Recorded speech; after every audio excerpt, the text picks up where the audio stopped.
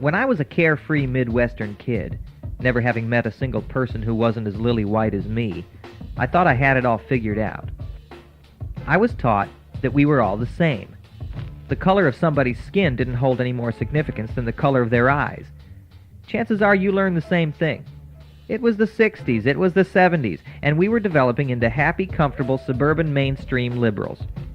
Martin Luther King was our hero because he dreamed of a colorblind society where black, brown, yellow, and white children would hold hands, play together, and grow up to never again notice, let alone care about skin color. It was always about color. Color, color, color. But color ain't race. See, that was our mistake. Us nice liberal white folks who patted ourselves on the back and got all teary-eyed over how sensitive and evolved we were. Martin Luther King was our hero because of who he was. But he was also our hero because of who he wasn't. He wasn't Medgar Evers. He wasn't Angela Davis. He wasn't Malcolm X. I was taught to fear them. We couldn't put a happy spin on their message like we could on King's, because they weren't talking about color, they were talking about race. Look up the word race in your dictionary. According to my dog-eared Webster, a race is a family, tribe, people, or nation. But most white folks still insist on talking about race as though color was its only defining characteristic. So if you still believe, as I once did, that we're all the same under the skin and that color doesn't matter, you better stop for a second and think about what you're really saying. If I think color and race are the same, and I don't give a damn about color, then I don't give a damn about race, i.e. families, tribes, peoples, nations. How can I understand people of other races if I righteously dismiss everything that makes them what they are, their history, their culture? This is exactly what white America missed when we embraced King and rejected Malcolm. And if I believe that we're all essentially the same, then everyone must be the same as me. My own personal beliefs, history, and experience become the model to which I consciously or unconsciously expect everyone else to conform. And when they don't conform, I'm left with only confusion, resentment, anger, or hate. This is racism. Like a slow gas leak, this racism is invisible at its source, but it permeates and destroys. It's bred deeply into generations of European Americans. Sure, there are skinheads and white supremacists and neo-Nazis and Klansmen and Mark Furmans in the world, and every last one of them ought to be strung up by their thumbs and forced to listen to Anita Bryant albums. But our hate for the wackos has lulled us into a complacent self-righteousness. Our love for Dr. King has become a convenient set of blinders, blinding us to systemic and institutional inequities, blinding us to the disproportionate troubles of non-whites when it comes to drugs, poverty, housing, healthcare, education, crime. My people cling to the colorblind myth. We have yet to understand the meaning of the post-King period. We view diversity as division, and as long as we do, we will further alienate non-whites, and we will continue to fuel the racism which defines America today. Don't ever again let anyone tell you that race doesn't matter. The only way to reduce racism in this country is to understand that race matters. Race matters. The only way to reduce racism in this country is to understand that we are not all the same. We are not all the same. This is Mr. Sunshine. 2, 3, 4. Do do da do da do do da do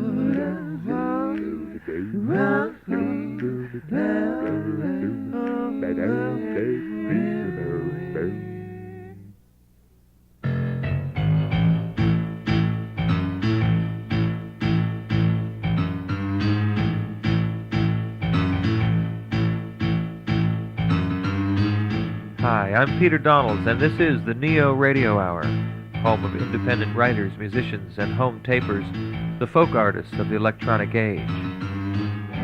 We've got the usual eclectic mix of scenes, stories, sound sculpture, and original music, including a few Neo bits from our own studios. Regulars Frank the Courier and Mr. Sunshine are here. In fact, I guess we heard Mr. Sunshine right out of the blocks tonight. He couldn't wait to say what he had to say. In conversation, it's electronic composer and musician Scott Davey.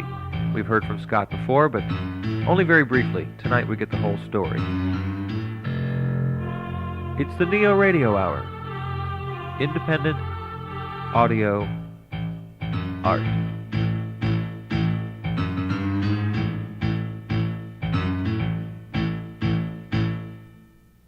Final tracing is taken from the belly wall of an individual who is normal. Provisions. How far variations in the price affect labor and industry, whether cheaper in the metropolis or in country villages. The prices of, better regulated by competition than by law. Parliamentary inquiry into the causes of the high price of, a rise in the prices of must be uniform to show that it proceeds from an appreciation of the value of silver, In this tracing, nor of other public works. Deficiencies in the receipts from must be made good from taxes. 6 days' labor, originally sufficient for all. Puritans founded New England, purveyance, a service still exacted in the price of. Pythagoras' school established in the colony. Quakers of Pennsylvania, inference from their resolution to emancipate all their Negro slaves, established the colony and a majority there. Stanley M., view of his agricultural system of political economy, which doctrine generally subscribed to. Now, how are you feeling? And tell us a little bit about how you feel about the hard operation you're going to have. Basic sound. Rosmani Will now be the sound of some working voice. Ronald quoted.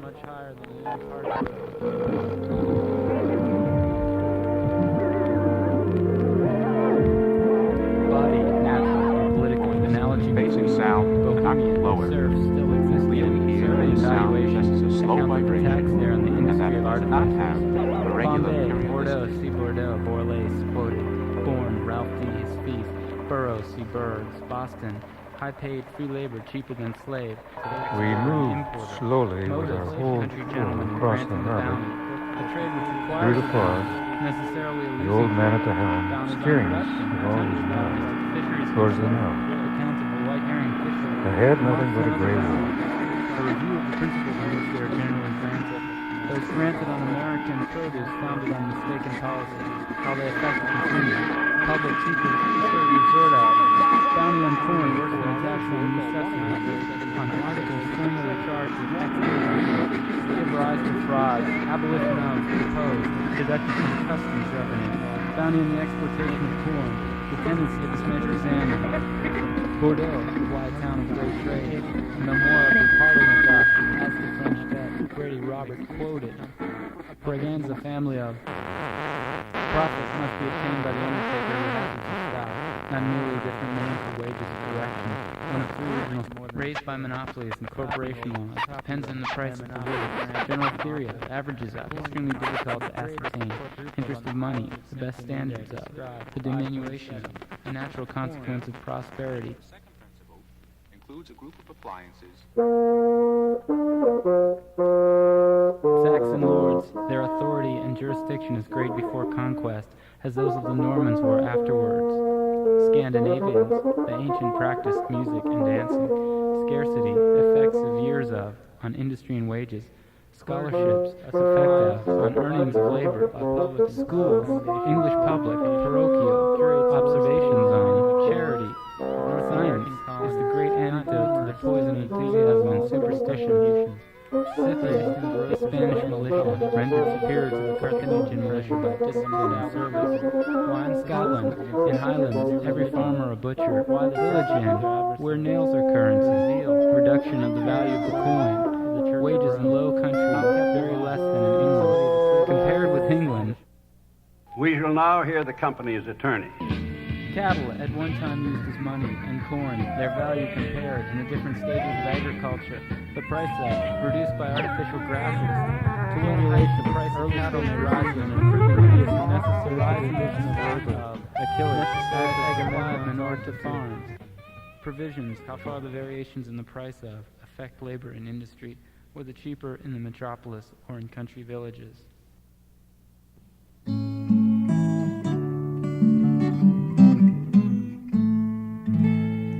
NeoRadio Hour.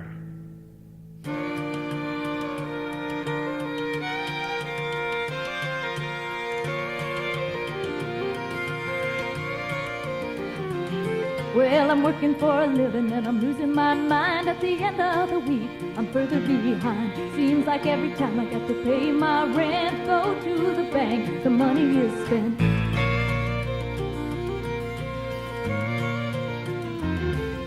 Ain't no doubt it's getting harder to live. It's easy to see that something's got to give. Paying more dues just to stay in one place. Waiting my turn just to get in the race. But out on the dance floor Saturday night, just a little two-step will make you feel right. Them good old boys will make you feel so fine underneath the light of Louisiana moonshine.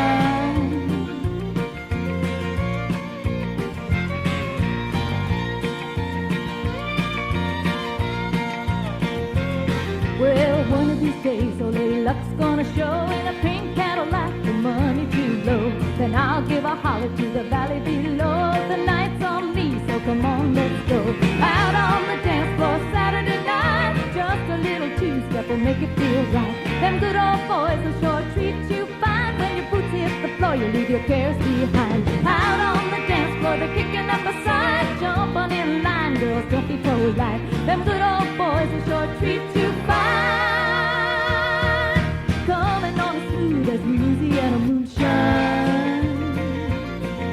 Coming on as smooth as Louisiana moonshine.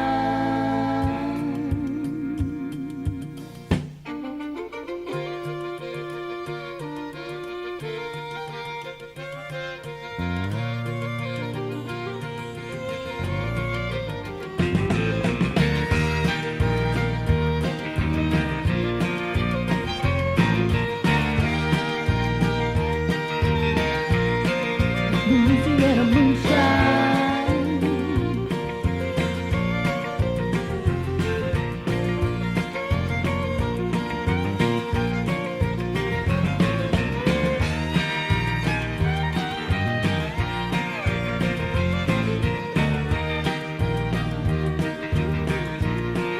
Louisiana moonshine.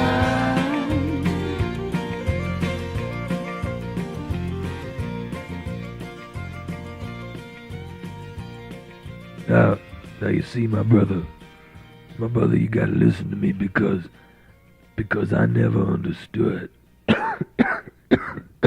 You see, I never knew what was gonna happen, what was gonna happen to the city. I lived here all my life. I lived here when I was a little boy. I grew up right around the corner. Yeah. Over the store where that store is now. That's where I grew up. You don't believe that, but it's true. And I was not always what you see before you today. I was a good boy, and I had dreams, and I went to school, and I attained excellent grades. Now, what has happened over the years, you see, is the city don't care. And the city don't care no more about the little children. And my grandchildren play on the very same corner where I played as a child. Except now these little grandchildren are walking over, needles and talking with the young women who are selling themselves and dealing with the bad boys who are there with the, selling the crack and what have you. So you see the city has changed and the children are there just as I was as a boy. You got to understand, I made my way through this world and I made my way in this life on that same corner. And my grandchildren are on that corner, you see. Now, what's happening today and what happened then, it's a very different situation. We had it tough, don't get me wrong. It was, excuse me, it was not an easy life. Of course it was not an easy life. It was a very difficult life for many reasons, which I'm sure you could imagine. But this, Lord, this.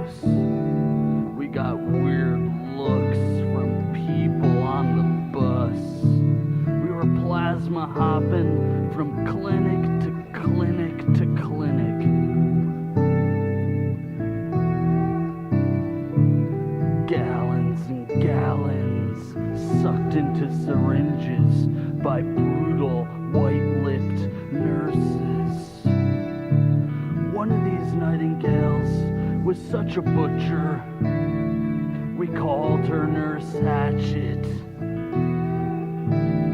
and she'd jab and she'd puncture, yeah, she'd jab and she'd puncture.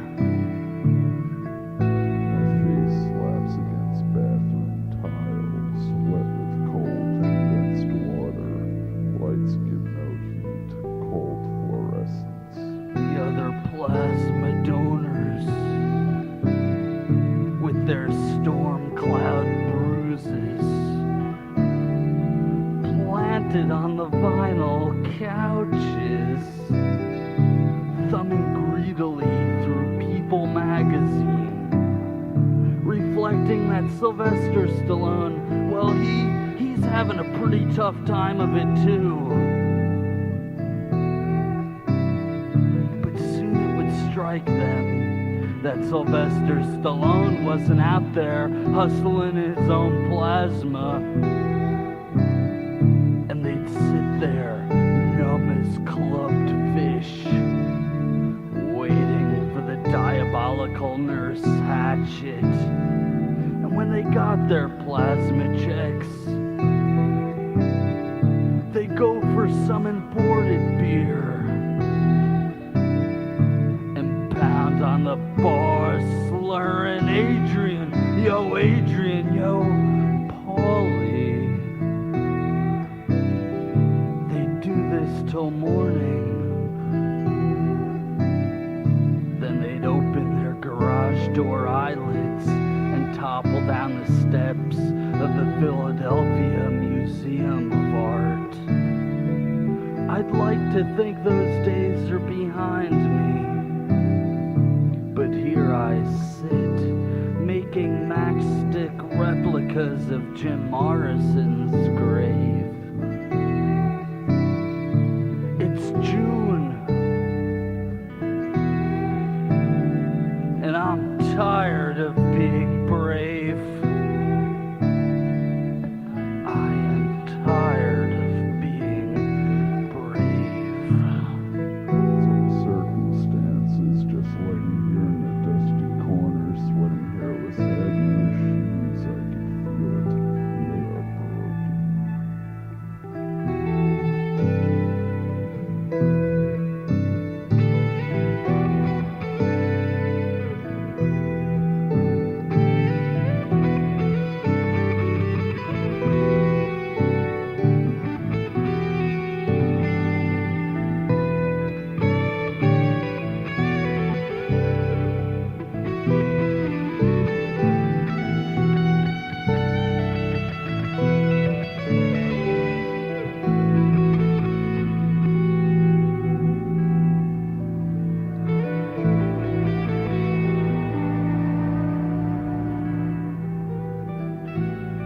You're listening to the NeoRadio Hour, Independent Audio Art.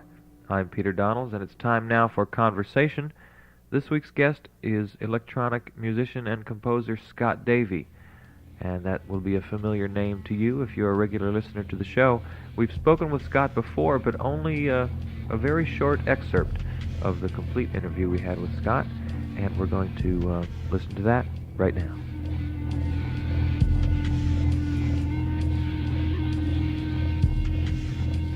What's the creative process like?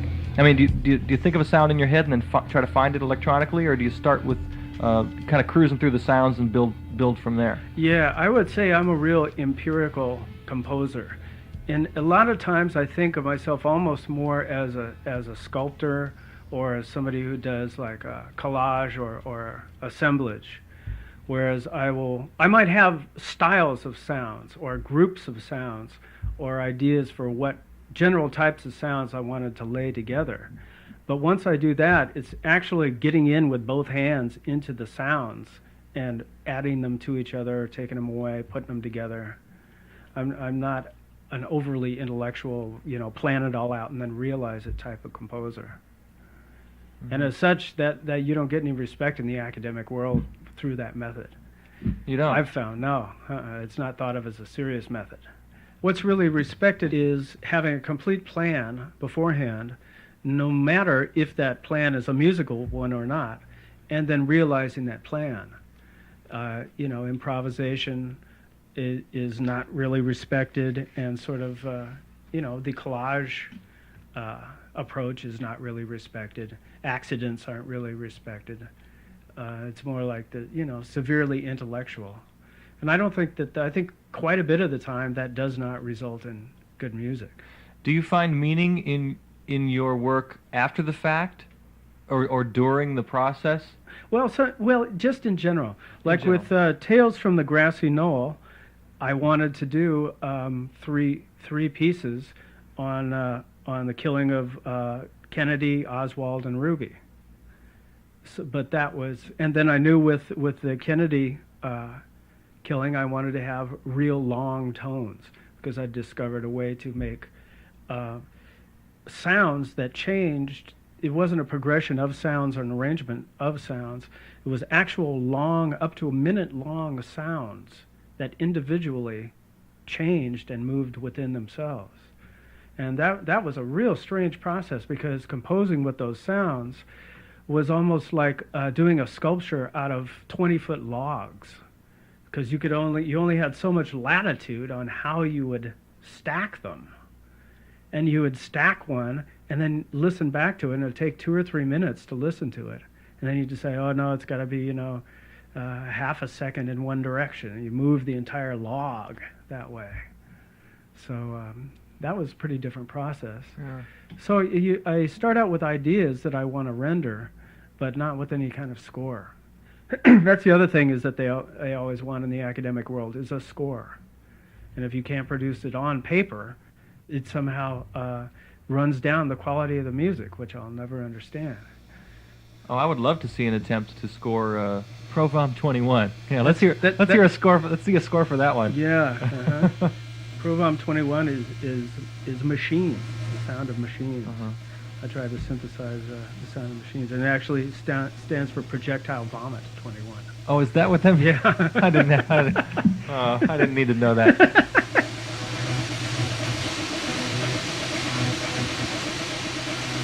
So, I mean, you take this seriously. You consider yourself an artist, if I can use an impossible word? Well, with this, I consider myself a composer. Yeah. I'm a composer. I'm not afraid to say it. Yeah. It's like Frank Zappa would always say, the present-day composer refuses to die. He meant that he really wasn't getting much help at that stage. Yeah. And yet, if you're a composer, you're going to compose music. Yeah, and if you're just going to compose what's been done before 1,000 times, you're not really a composer. Are you you're really something. a composer? Yeah, you're kind of a regurgitator. Yeah. So I felt like I was doing this music in a vacuum for so many years, because nobody really liked it. Nobody liked any of the stuff I would do. I would play it for them, and nobody liked it. Even my girlfriends didn't even pretend to like it. And that's bad.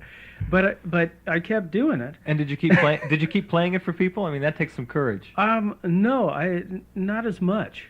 After a lot of people say they don't like it, you just go, you just sort of skulk off, and you keep doing pieces.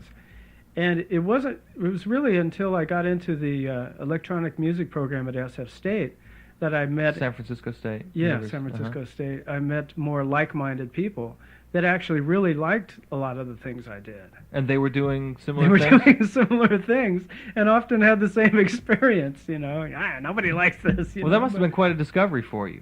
That other people were doing. Nice. Other people were doing what you were doing. Yeah, and even more so with this tape underground.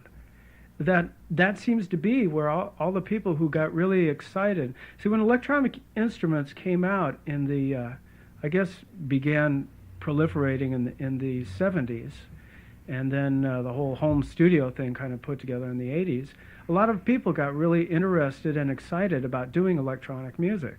And a lot of them started doing abstract electronic music, and they soon found out that nobody wanted to hear it, or people in great numbers did not want to hear it. No record companies certainly wanted to hear it. After an initial period of exploration and exploitation of electronic music, I think the companies found that, it didn't sell. So it turns out that what a lot of these people did was just started issuing their own tapes. I meet people who have put out 20 and 30 tapes. Is anybody making a living at this? Probably no. Probably not. Well, they ought to. I mean, that's not fair. They ought to be able to, don't you think? Well, or you think this is all for the best? It certainly would be nice if they could make a living at it, but it is kind of a Darwinian struggle. If more people liked the stuff, they would be making a living at it. Maybe if more people, it's a specialist market. Maybe if more people heard the stuff, more people would like the stuff. Yeah, true. I mean, how many people have never been exposed to your kind of music ever, even once? Yeah, it's true. It's true. It would be great if people could make a living doing artistic music. I'm not a kind of purist who would say, that would ruin it if they actually made livings at it. I don't think it would ruin it. I think, and if it ruined it, they really weren't, they didn't really have it going on to begin with. And everything keeps moving and changing anyway. Mm-hmm. I mean, that's the whole point. It's supposed to be exploited and ruined, you know, then the next thing comes. Buried, you know, trampled on, you know, vampirically, you know, sucked and then move on. Yeah. But strangely enough, now I think things are opening up to where weird music is going to be able to reach more people. I think through computer communication, such as the internet and networks like that, it's going to be much easier for people to have access to small publishers of every kind: music, sound, picture, writing. Once it's out on the net, anybody can tap into it. Yeah, I hope so. Oh yeah, there'll be. I mean, even if it's not the main internet or the information, you know. Yeah, it'll be boulevard. It's basically kind of sort of the public access. Yeah, television. there will be public access. Yeah.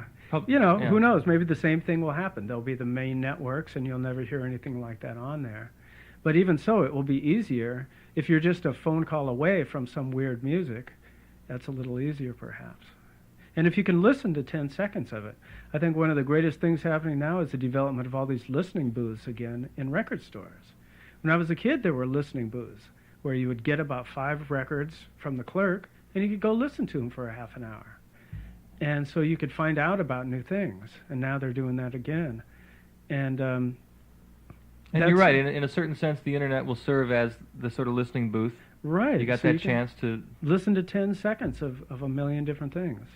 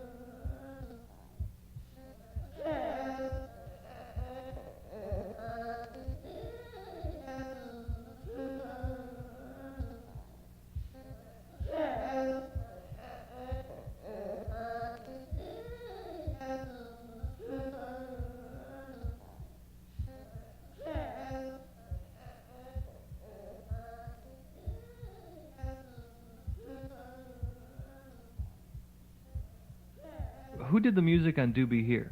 Da, da, da, da, da, Oh yeah. That's one of the pieces where I just went into the studio, decided I would finish a piece that night by sampling the radio, and I would just sample bits. I'd find voices I liked, or bits of songs, or just things that appealed to me, and I would try to assemble them into a piece that night. Sometimes it worked, sometimes it didn't. But I enjoy that one.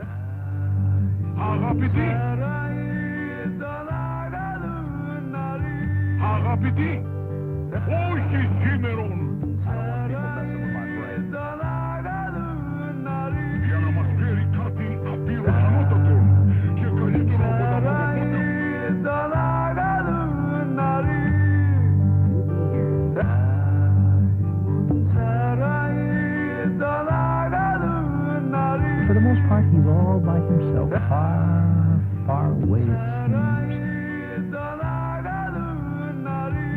Do be here if you can.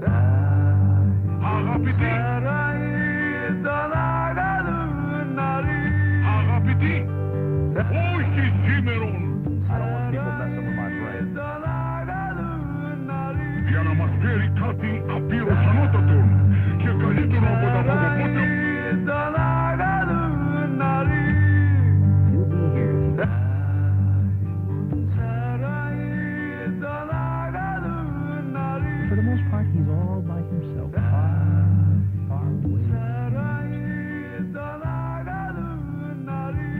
Do be here if you can.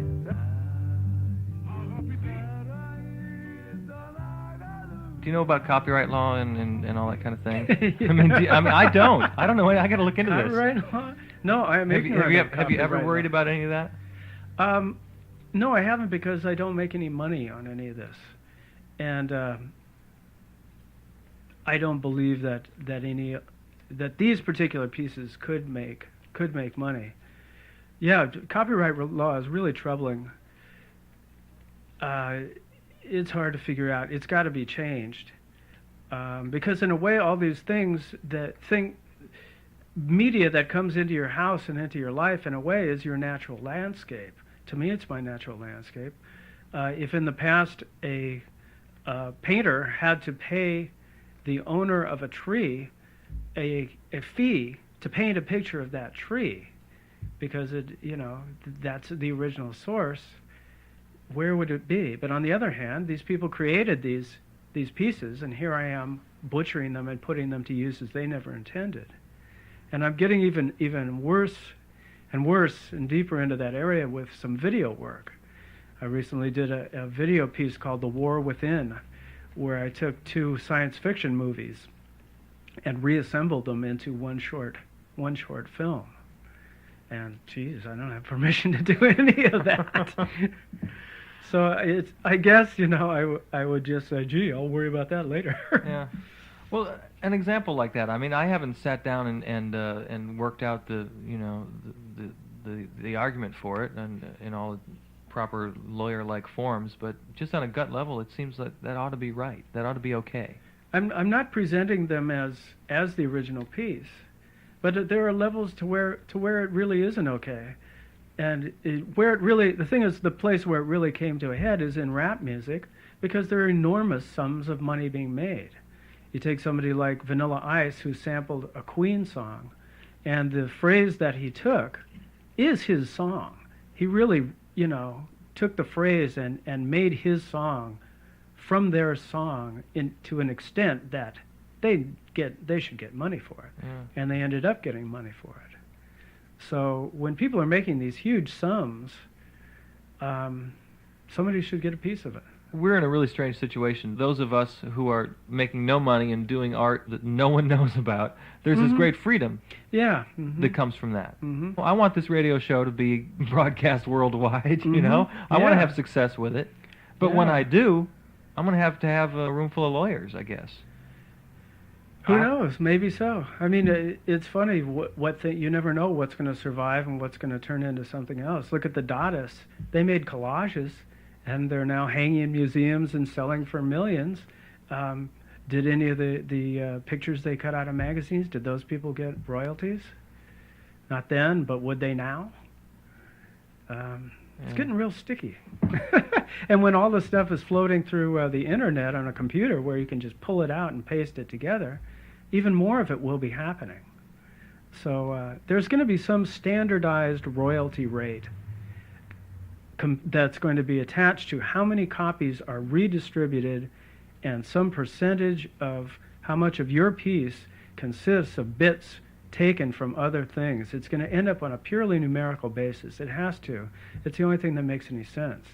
If you make $1 million, or you send out 1 million copies, and 50% of your piece is composed of stuff from somebody else, that person should get quite a lot of money. But if you send out, 100 copies, and you use one 1 second sample in it, that doesn't amount to much. Yeah, and that's going to be the main point. Drawing that line of demarcation, when it's yours and when it's theirs. How much do you use? It's going to have to be an arbitrary line, just like the drinking age and the age of consent, and Yeah, they're going to have to draw. They're going to have to put numbers on things. And what's really scary about this is the people who are going to have to make these decisions are people in the government. They're legislators, and they're the last people on earth who ought to be making these decisions. Yeah, about the content of art. But they do know about finance, I guess. Yeah. It'll be the government in conjunction with the Coca-Cola bottling company, and Paramount, Warner's, Sony, MCI Incorporated, because they're the ones who don't want their stuff being sampled and taken out. So back to my original thought, what brought this all up? Maybe people like us are better off staying low key and the mail, by mail and. Well, I don't know. I wouldn't feel too bad if I made $1 million and had to give a bunch of it back to the people that I sampled to take it from. Yeah, you're right. So I don't know. It's sticky.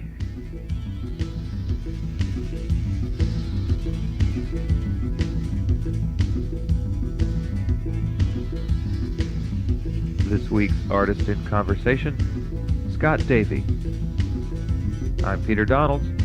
You're listening to the NeoRadio Hour, independent audio art.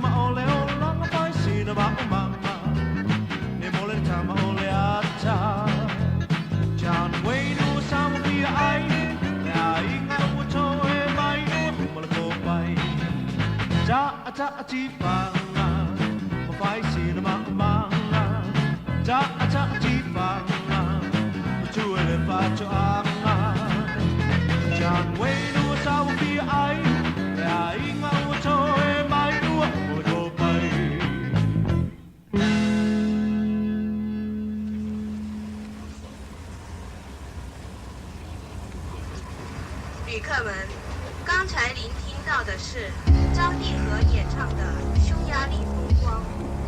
I stood between cars on the overnight train to Shanghai, having a cigarette, watching the red earth pass by, waiting for my contact. I'm Frank, the courier. Nah, I'm not a spy or anything like that. I just pass things around.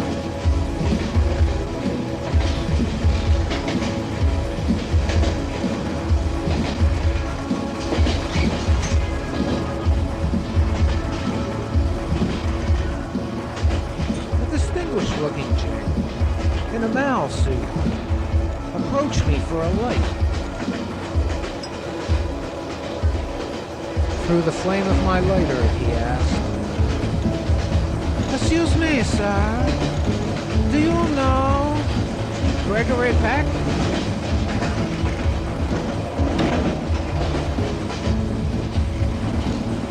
It sounded like a code word to me, so I slipped him the envelope. Now, normally, my assignment would be over, but upon returning my lighter to my suave jacket pocket, I discovered that I gave the old guy my Aunt Lena's pictures from Atlantic City by mistake. In a panic, I rushed, tiptoeing through crowded aisles, trying to whistle down my contact, when I squeezed past an attractive Red Army sergeant. She told me that her name was Rufan. Oh, pleasure to meet you.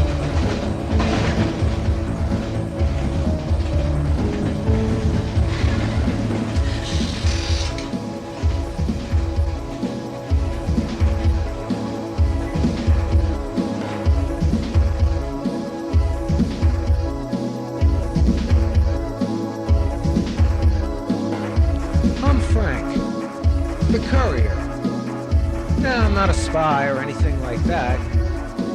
I just pass things around. But, as they say, things do happen.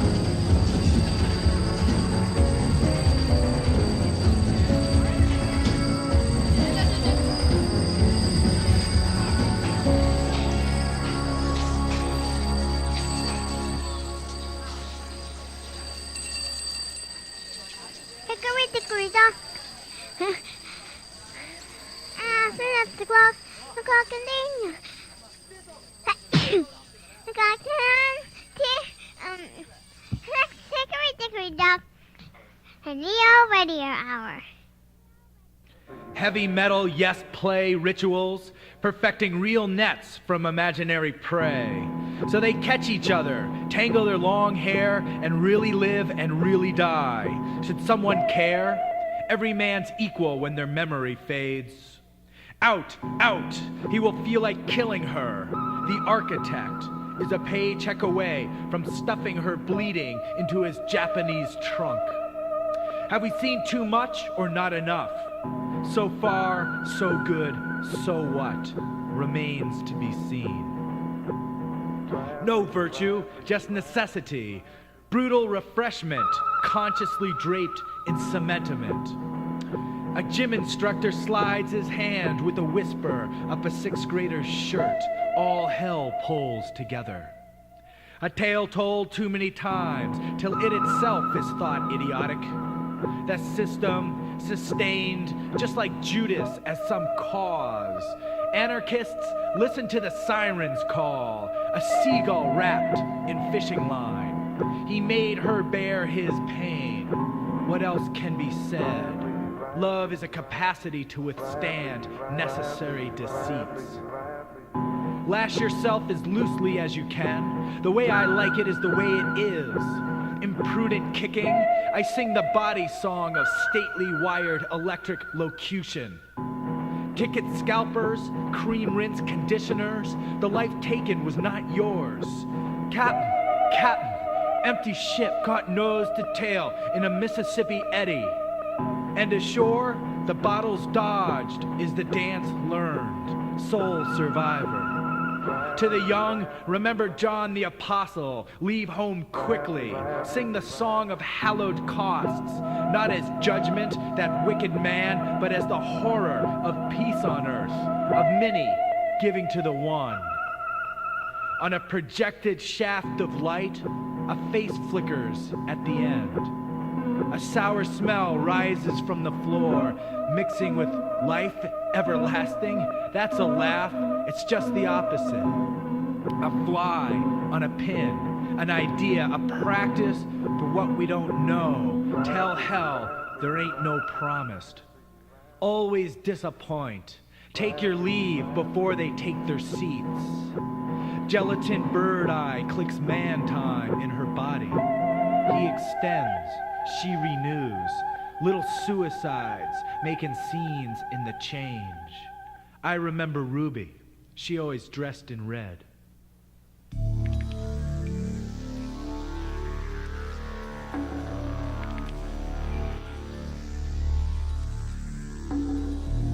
The NeoRadio Hour is written and produced by Peter Donalds and Frank Skillman.